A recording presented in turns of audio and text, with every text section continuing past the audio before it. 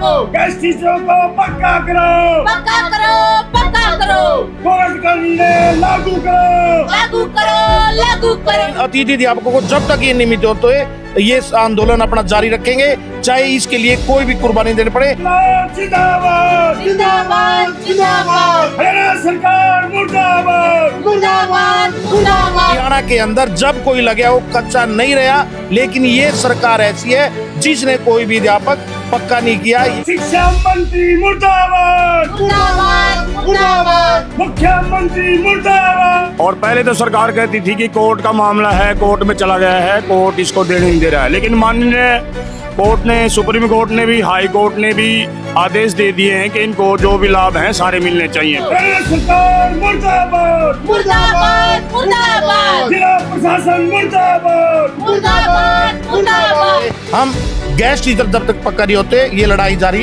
रखेंगे। समस्याओं का निदान किया जाए और जो अतिथि अध्यापकों को अविलंब रेगुलर किया जाए, तमाम प्रकार की सुविधाएं दी जाएं। अन्यथा ऐसा ना हो कि सीएम सिटी में 66वां दिन है आज इस धरने को। शर्म की बात है शिक्षा मंत्री महोदय के लिए जो कहते हैं कि मुझे पता ही नहीं है गेस्ट टीचरों की क्या दिक्कत है, अध्यापकों की क्या दिक्कत है। माननीय शिक्षा मंत्री महोदय धरातल पे आइए।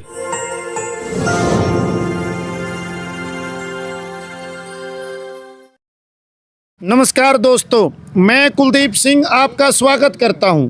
आज हम मौजूद हैं लघु सचिवालय परिसर कुरुक्षेत्र में। कुरुक्षेत्र में निरंतर अनुबंधित अध्यापकों का एक धरना चला हुआ है। गेस्ट टीचर जिन्होंने अपने ज़िंदगी का बेशकीमती समय 10 साल से ज़्यादा हरियाणा के स्कूलों को संवारने में, छात्र छात्राओं को पढ़ाने में लगाया, उन अध्यापकों को निरंतर प्रताड़ित किया जा रहा है, उनका शोषण हो रहा है। वो आज भी कच्चे हैं, उनको सरकारी कर्मचारी का परमानेंट टीचर का दर्जा नहीं मिला। माननीय कोर्ट ने, हाई कोर्ट एवं सुप्रीम कोर्ट ने, डबल बेंच ने भी उनके समर्थन में निर्णय दिया है कि एक पॉलिसी के तहत उनको पक्का किया जाए, लेकिन हरियाणा सरकार ने अभी तक इन अनुबंधित अध्यापकों को पक्का नहीं किया है। इनके इस मांग को लेकर यह धरना निरंतर चल रहा है। आज हम बातचीत करेंगे इस धरने पर बैठे अध्यापक नेतृत्व से। नमस्कार जी। नमस्कार जी। मास्टर जी, आपका इस चैनल पर स्वागत है जी। धन्यवाद जी आपका। एक बार आप मास्टर जी अपना परिचय भी दें और आप हमें यह बताएं कि आपकी मूल मांगे क्या हैं, यह धरना देने पर अध्यापक क्यों मजबूर हुए। देखिए, आपका नाम? मैं रमेश शर्मा, जिला प्रधान अध्यापक संघ करनाल। आपके चैनल का और आपके दर्शकों को नमस्कार करता हूं। आज बड़े ही दुख और शर्म का विषय है कि सीएम सिटी कुरुक्षेत्र के अंदर, जिसको राष्ट्र निर्माता कहते हैं, वो सड़कों पर लगातार जून से धरने पर बैठा हुआ है। ये शर्म की बात इस सीएम के लिए और जिला प्रशासन के लिए है, क्योंकि ये गूंगा बहरा प्रशासन जून से जो यहाँ बैठा है अध्यापक, उसकी कोई सुनाई नहीं कर रहा, ना मुख्यमंत्री की तरफ से कोई बातचीत हुई है। तो ये जो धरना है, जो गेस्ट टीचर 2005 में लगे थे और आज तक कच्चे हैं, सरकार उनको लॉलीपॉप तो दे रही है, गुमराह तो कर रही है। तो भाई ये कोर्ट की अड़चन है, वो तमाम अड़चने मतलब कोर्ट के द्वारा टाली गई है। माननीय सुप्रीम कोर्ट ने भी और हाई कोर्ट ने भी। मतलब कोई लीगल प्रॉब्लम नहीं है, कोई लीगल टेक्निकल कोई परेशानी नहीं है। सरकार चाहे तो पक्का कर सकती है, सरकार चाहे तो बिना कोर्ट की गाइडलाइन करती, लेकिन अब तो माननीय सुप्रीम कोर्ट और हाई कोर्ट ने भी दे दिया निर्देश कि इनको बिना किसी देरी के पक्का करो और शुरू से इनका एरियर दिया जाए। हमारे बीच से मतलब अनेकों साथी परमात्मा को प्यारे हो चुके हैं और ये सैकड़ों हजारों साथी रिटायर हो चुके हैं। अब मात्र ही कुछ बचे हैं, 10,000 के आसपास जो अतिथि अध्यापक में बचे हैं। तो हरियाणा विद्यालय अध्यापक संघ संबंधित सर्व कर्मचारी संघ हरियाणा ये मांग करते हैं कि अतिथि अध्यापकों को माननीय कोर्ट के निर्णय अनुसार पक्का करके और जो रिटायर हो गए हैं साथी उनको तमाम लाभ दिए जाएं। ये संघर्ष ये ना माने गेस्ट टीचरों का, ये संघर्ष तमाम कर्मचारियों का और जनता से जुड़े हुए हर एक नागरिक है। अगर सरकार नहीं चेती और इनकी मांगों का ये पहल नहीं निकाला, अब ये विधानसभा स्तर चलेगा। हम उम्मीद करते हैं विधानसभा स्तर में इनको नियमित करे सरकार, नहीं तो पूरा ये कर्मचारी वर्ग जनता को साथ में लेके इस शिक्षा को ना बर्बाद होने देगा और इन अतिथि अध्यापकों को जब तक ये नियमित होते हैं ये आंदोलन अपना जारी रखेंगे, चाहे इसके लिए कोई भी कुर्बानी देनी पड़े। क्योंकि कोई भी अध्यापक इस हरियाणा के अंदर जब कोई लगे वो कच्चा नहीं रहा, लेकिन ये सरकार ऐसी है जिसने कोई भी अध्यापक पक्का नहीं किया, यही सरकार के लिए शर्म की बात है। पहले पॉलिसी अनुसार पक्के होते रहे हैं, लेकिन ये सरकार तानाशाही की ओर अग्रसर है। आज हर एक वर्ग, चाहे वो नगर पालिका का है, फायर ब्रिगेड का है, या पब्लिक हेल्थ का है, या अध्यापक है, या किसान है, मजदूर है, सड़कों पर लगातार धक्के खा रहे हैं सरकार की जन विरोधी नीतियों के कारण।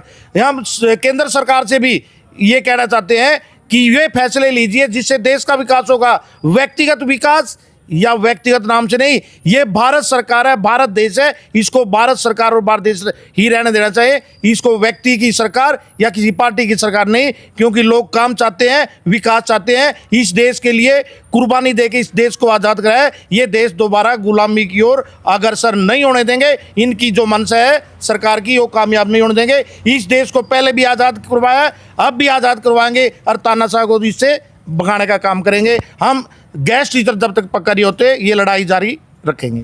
क्या कारण है कि सरकार इनको पक्के नहीं कर रही?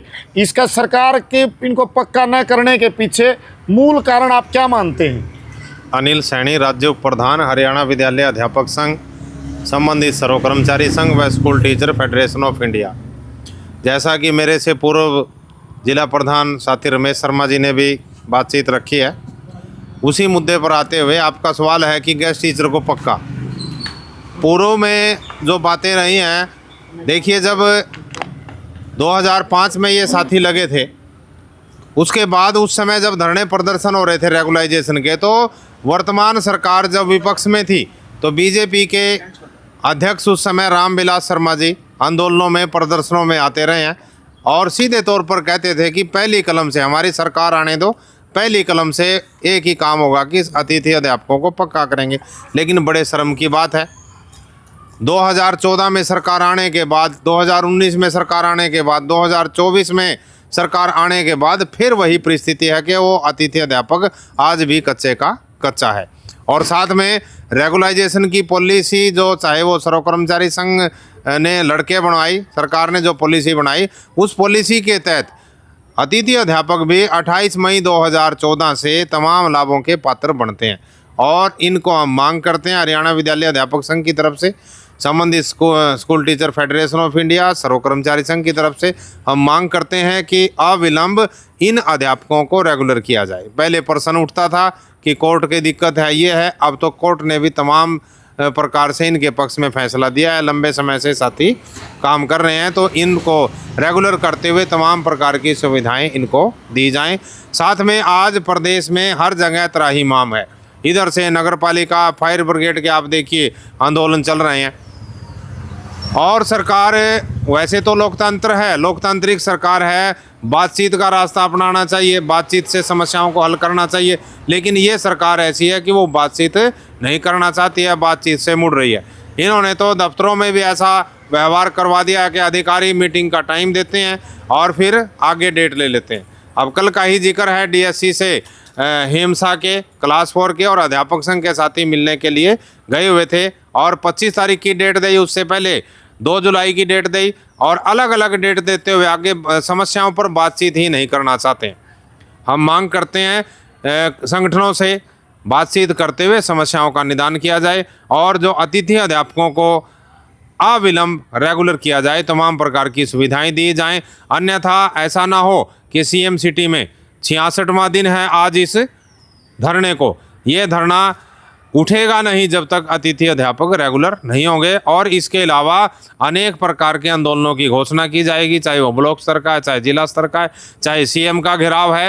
हालांकि अब ने मास डेपुटेशन अभी 23 अगस्त को भी शिक्षा मंत्री के यहाँ जाना था, लेकिन कुछ सीएम श्री स्कूलों या उन स्कूलों के अध्यापकों के टेस्ट थे जिसकी वजह से उसको पोस्टपोन किया गया था। भविष्य में फिर धरा जाएगा। और ये बड़े शर्म की बात है शिक्षा मंत्री महोदय के लिए, जो कहते हैं कि मुझे पता ही नहीं है गैस टीचरों की क्या दिक्कत है, अध्यापकों की क्या दिक्कत है। माननीय शिक्षा मंत्री महोदय, धरातल पे आइए, हवा में मत उड़िए, धरातल पर आकर अध्यापकों की जो दिक्कतें हैं, विद्यार्थियों की जो दिक्कतें हैं, उस धरातल को और जो इंफ्रास्ट्रक्चर है उसको मजबूत करते हुए शिक्षा में इस प्रकार की सुविधाएं दी जाएं ताकि हरियाणा पुनः शिक्षा में नंबर 1 बने। हरियाणा का प्रत्येक बच्चा, एक गरीब का बच्चा इस सरकारी स्कूलों में पढ़ सके और उन्हें तमाम प्रकार की सुविधाएं मिल सकें। पुनः मांग करते हुए कि अतिथि अध्यापकों को पक्का करें, स्कूलों का इंफ्रास्ट्रक्चर ठीक करते हुए, बेहतर बनाते हुए शिक्षा में सुधार किया जाए। धन्यवाद। मैं कुलबीर सिंह, हरियाणा विद्यालय अध्यापक संघ के ब्लॉक प्रधान के रूप में नीलोखेड़ी में मैंने 2 प्लान में काम किया 6 वर्षों में।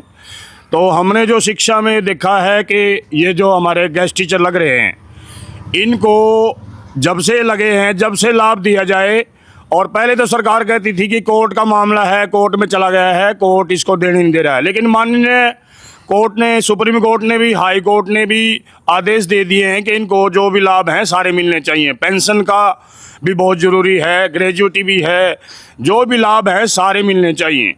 दूसरा, फिर शिक्षा को सरकार ख़त्म करना चाहती है। अभी पीछे जनगणना में ड्यूटी लगाई है, 1 महीना पूरे स्कूल बंद रहे जी।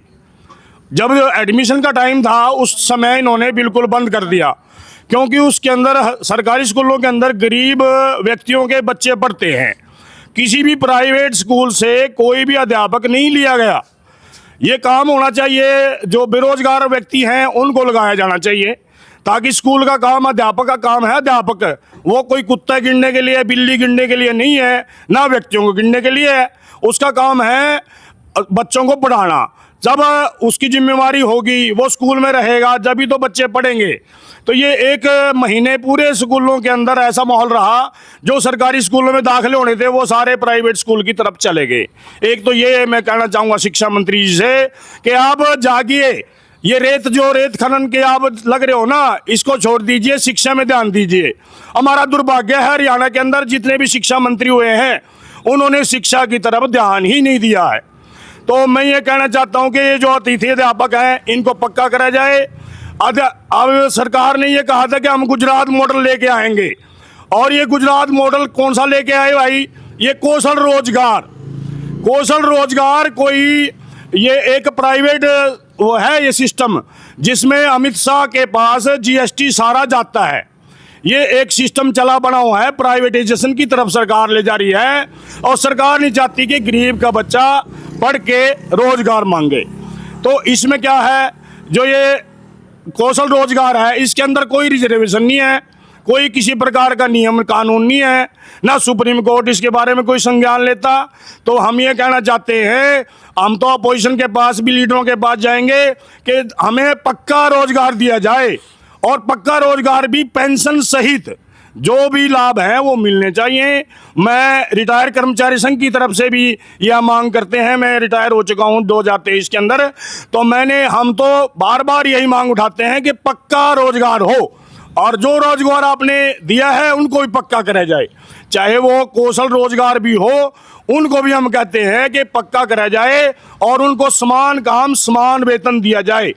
और इनको, हमारे गेस्ट टीचरों को भी जब से ये लगे हैं, समान काम समान वेतन भी मिलना चाहिए, इनको रिटायरमेंट के लाभ भी मिलने चाहिए। और हम तो यही कहेंगे कि शिक्षा को अगर बचाना है तो शिक्षा मंत्री जी जागिए।